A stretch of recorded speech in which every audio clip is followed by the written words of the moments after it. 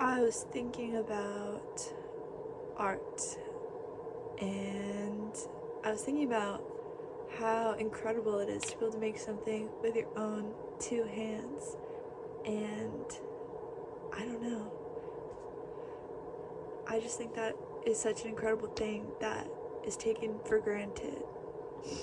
And I've heard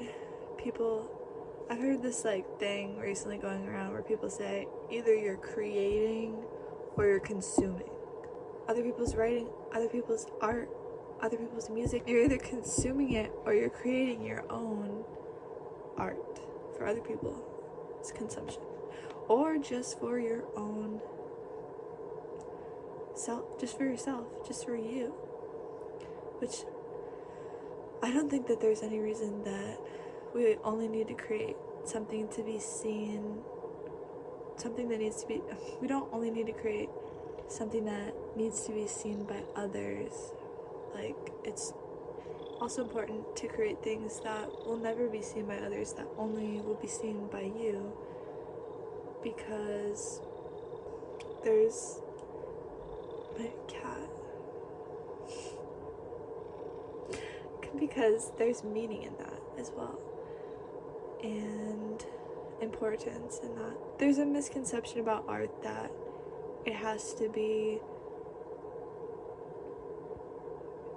perfect. Something that you create has to be perfect or whatever, but that isn't true. I don't think art is just about your skill or about the final result. I think it's about the process. I think it's about learning and just the act of creating and feeling inspired and acting on your inspiration. I was also talking about this in the car with my mom. So I am taking a ceramics class right now, and I lost my teapot that I made and that I've been spending a lot of time on, and I went to class one day and it was missing and the teacher wasn't there, so I wasn't able to ask about where it had gone. I didn't know, maybe it got broken, maybe somebody took it for themselves. I didn't know, but I didn't allow myself to get upset about it. I was just like, this is a part of creating art. Certain teachers, ceramics teachers, will make you, or they'll have you create something and they'll have you finish it, and then they'll have you literally destroy it. And I think this is so interesting. And my teacher doesn't do this, but I've seen other teachers who do this, and I used to think, wow, I could never do that, putting in so much time and effort just to destroy something. I have too much attachment to things that I'm creating. But I think that that's such a good lesson to learn, to create something and then to destroy it, because I think it's such a good way of practicing detachment, and we don't own anything in life. Nothing in life is ours. We don't have anything but ourselves, I don't own this cat, I don't own this pencil, I don't own anything, and I can't take this stuff with me in the afterlife. I think that to create something just to destroy it, there's so many different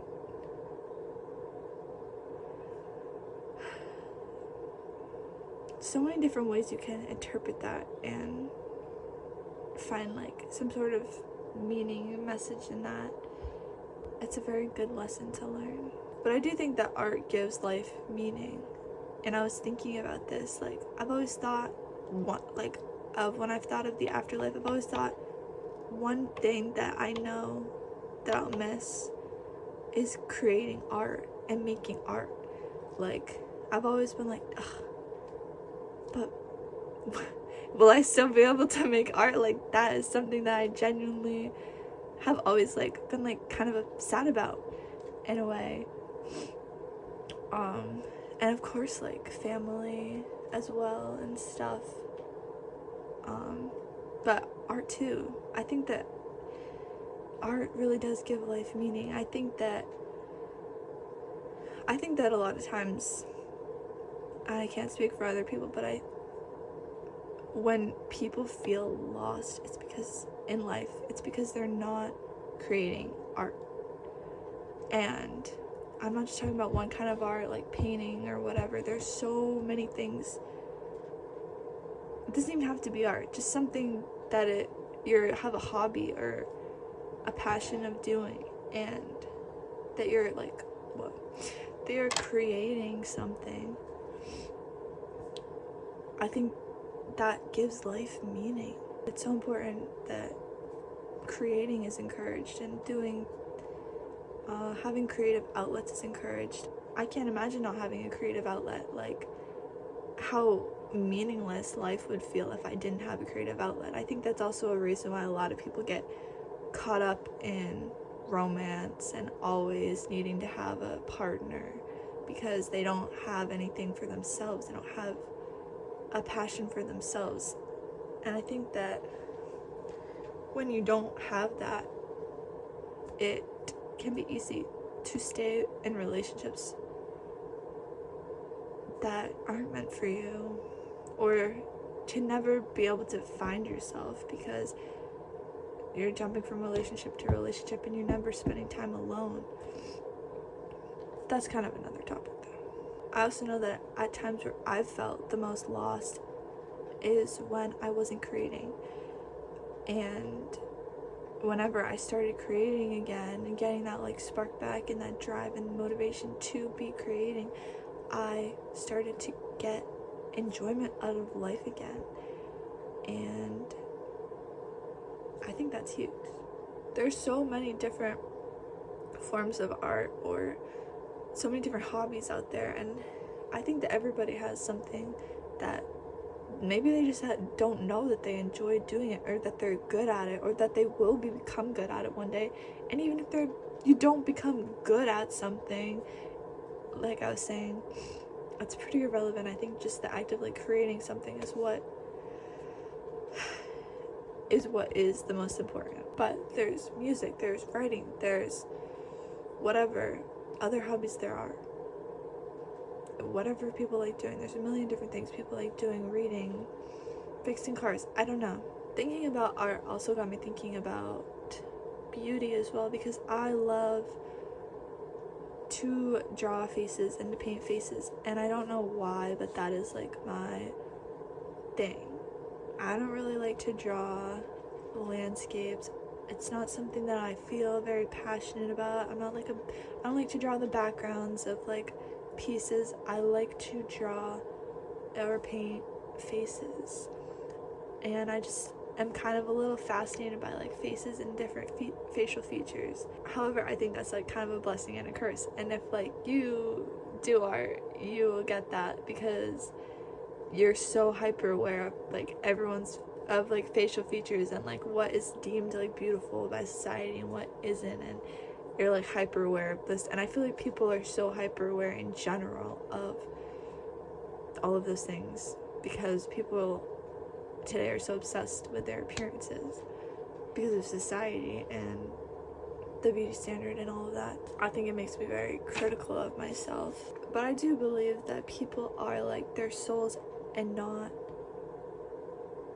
their outer appearances. And you could be the most conventionally attractive person ever, like you fit every single beauty standard, whatever, but you treat people poorly, or you just are not a good person or whatever. I literally cannot see you as anything but like ugly.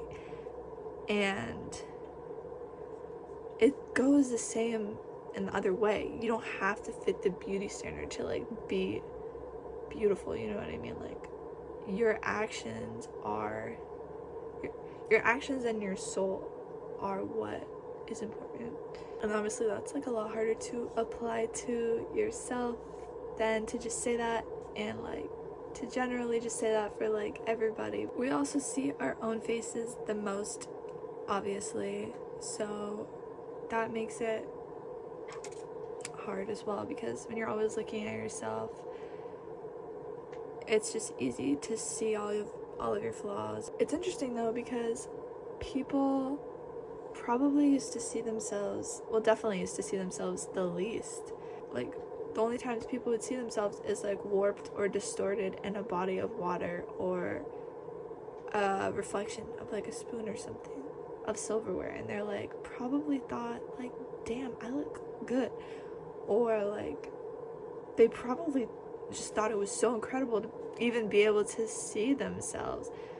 I mean, I don't know the history of like mirrors, how long people have been able to see themselves, but like imagine how incredible it was to see your reflection in like a pond or something. I personally struggle to shake the feeling that my imperfections define me or don't define me. But it's interesting because there's people that I've met who, like, I didn't really notice them, but then like they started to speak, and like they started, like their soul started shining through, and like their light, and I was like, oh my god, like that person is so beautiful. And not like in the way of like, oh, like not in the way of like that I'm attracted to them, but in the way of like I'm acknowledging their beauty, you know what I mean? It's like I'm appreciating their beauty. I think that confidence is so important too, and also obviously kindness. I think it's easy to be disillusioned by people who are very conventionally attractive, or who are very charismatic, and it's easy to, people forget that that doesn't mean that they have a good soul or that they're a good person. Those two things have nothing to do with each other.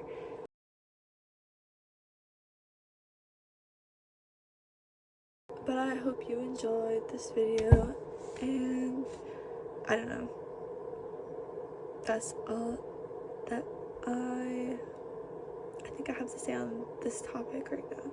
So yeah.